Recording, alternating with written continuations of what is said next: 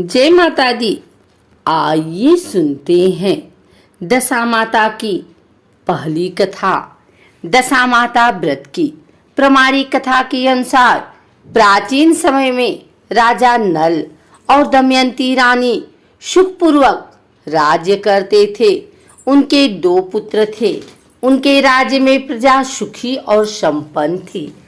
एक दिन की बात है कि उस दिन होली दशा थी। एक ब्राह्मणी राजमहल में आई और रानी से कहा, दशा का डोरा ले लो।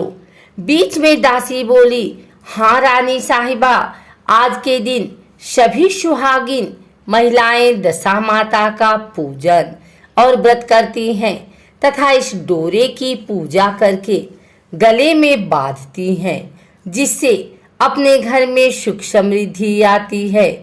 अतः रानी ने ब्राह्मणी से डोरा लिया और विधि अनुसार पूजन करके गले में बांध दिया।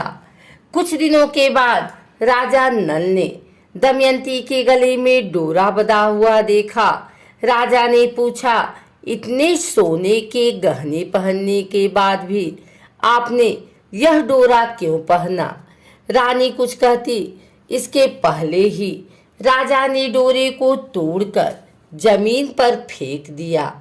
रानी ने उस डोरे को जमीन से उठा लिया और राजा से कहा, यह तो दशा माता का डोरा था। आपने उनका अपमान करके अच्छा नहीं किया। जब रात्रि में राजा सो रहे थे तब दशा माता स्वप्न में बुढ़िया के रूप में आई और राजा से कहा, हे राजा, तेरी अच्छी दशा जा रही है और बुरी दशा आ रही है। तूने मेरा अपमान करना कैसे किया और एक काम जो किया वह अच्छा नहीं किया। ऐसा कहकर दशा माता अंतर ध्यान हो गई। अब जैसे तैसे दिन बीतते गए, वैसे वैसे कुछ ही दिनों में राजा के ठाट बाट, हाथी घोड़े, लाव लश्कर, धन धान्य, सुख शांति सब कुछ नष्ट होने लगे। अब तो भूखे मरने का समय तक आ गया। एक दिन राजा ने दमयंती से कहा, तुम अपने दोनों बच्चों को लेकर अपने मायके चली जाओ। रानी ने कहा, मैं आपको छोड़कर कहीं नहीं जाऊंगी। जिस प्रकार आप रहेंगे उसी प्रकार मैं भी आपके साथ रहूंगी। तब राजा ने कहा, अपने देश को छोड़कर दूसरे देश में चले, वहां जो भी काम मिल जाएगा वही काम कर लेंगे। इस प्रकार नल दमयंती अपने देश को छोड़कर चल दिए। चलते चलते रास्ते में भील राजा का महल दिखाई दिया। वहां राजा ने अपने दोनों बच्चों को अमानत के तौर पर छोड़ दिया। आगे चले तो रास्ते में राजा के मित्र का गांव आया। राजा ने रानी से कहा, चलो हमारे मित्र के घर चले। मित्र के घर पहुंचने पर उनका खूब आदर सत्कार हुआ और पकवान बनाकर भोजन कराया। मित्र ने अपने शयन कक्ष में सुलाया। उसी कमरे में मोर की आकृति की खूंटी पर मित्र की पत्नी का हीरो जड़ा कीमती हार टंगा था।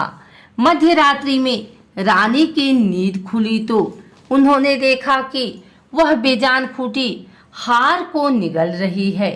यह देखकर रानी ने तुरंत राजा को जगाकर दिखाया और दोनों ने विचार किया कि सुबह होने पर मित्र के पूछने पर क्या जवाब देंगे। अतः यहाँ से इसी समय चले जाना चाहिए। राजा रानी दोनों रात्रि को ही वहां से चल दिए। सुबह होने पर मित्र की पत्नी ने खूंटी पर अपना हार देखा। हार वहां नहीं था। तब उसने अपने पति से कहा, तुम्हारे मित्र कैसे हैं जो मेरा हार चुराकर रात्रि में ही भाग गए? मित्र ने अपनी पत्नी को समझाया कि मेरा पुत्र कदापि ऐसा नहीं कर सकता।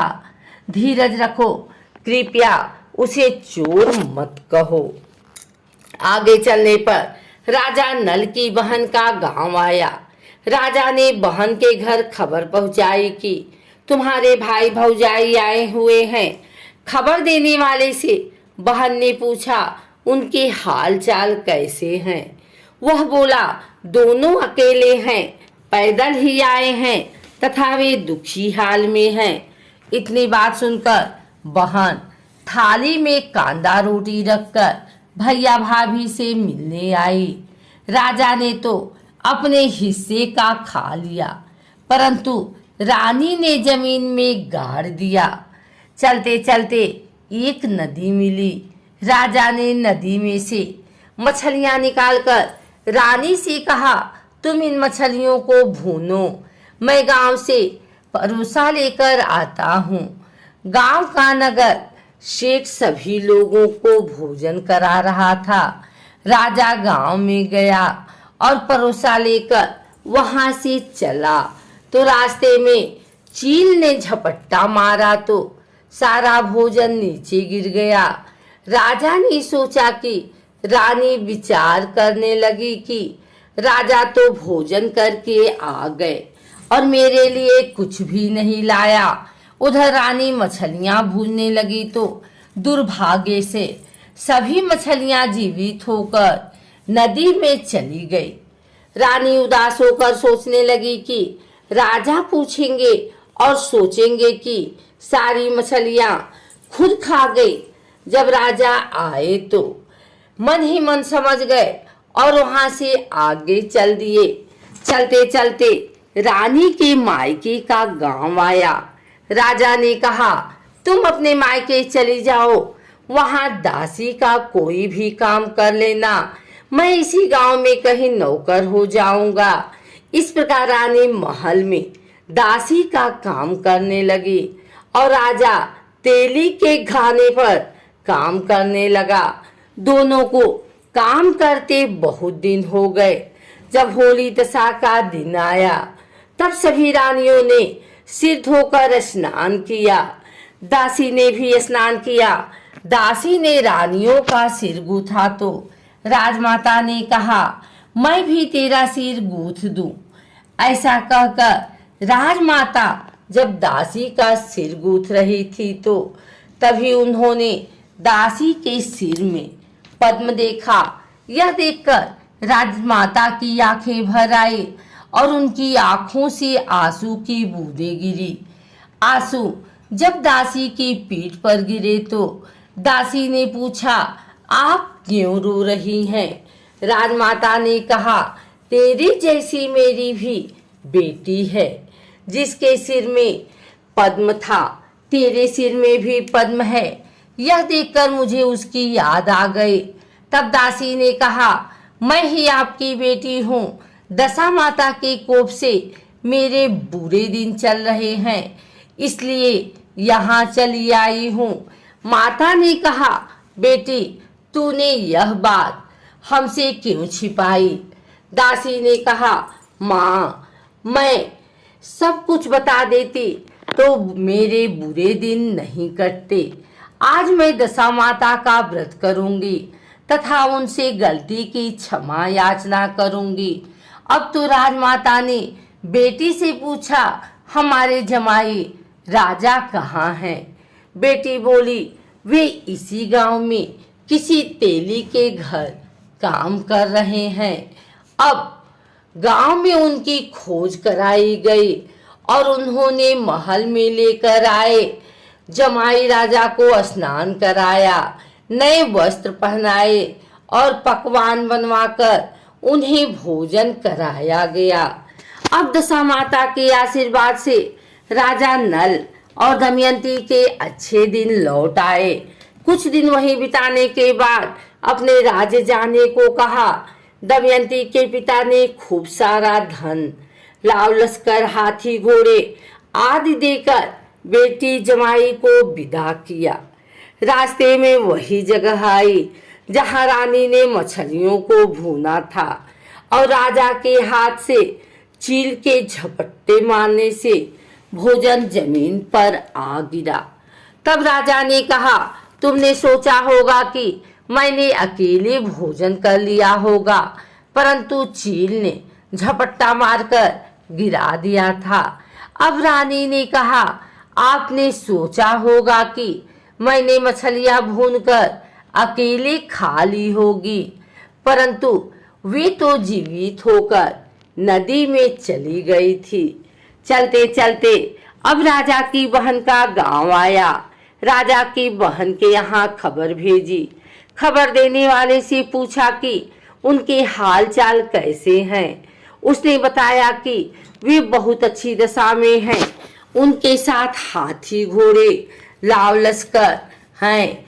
यह सुनकर राजा की बहन मोतियों की थाल सजाकर लाई। तभी दमयंती ने धरती माता से प्रार्थना की और कहा, माँ, आज मेरी अमानत मुझे वापस दे दो। यह कहकर उस जगह को खोदा जहाँ कांदा रोटी गाड़ दिया था। खोदने पर रोटी तो सोने की और कांदा चांदी का हो गया। ये दोनों चीजें बहन की थाली में डाल दी और आगे चलने की तैयारी करने लगी। वहां से चलकर राजा अपने मित्र के घर पहुंचे। मित्र ने उनका पहले के समान ही खूब आदर सत्कार किया। रात्रि विश्राम के लिए उन्हें उसी शयन कक्ष में सुलाया। मोरनी वाली खूंटी के हार निगल जाने वाली बात से नींद नहीं आई। आधी रात के समय वही मोरनी वाली खूंटी हार उगलने लगी तो राजा ने अपने मित्र को जगाया तथा रानी ने मित्र की पत्नी को जगाकर दिखाया। आपका हार तो इसने निगल लिया था।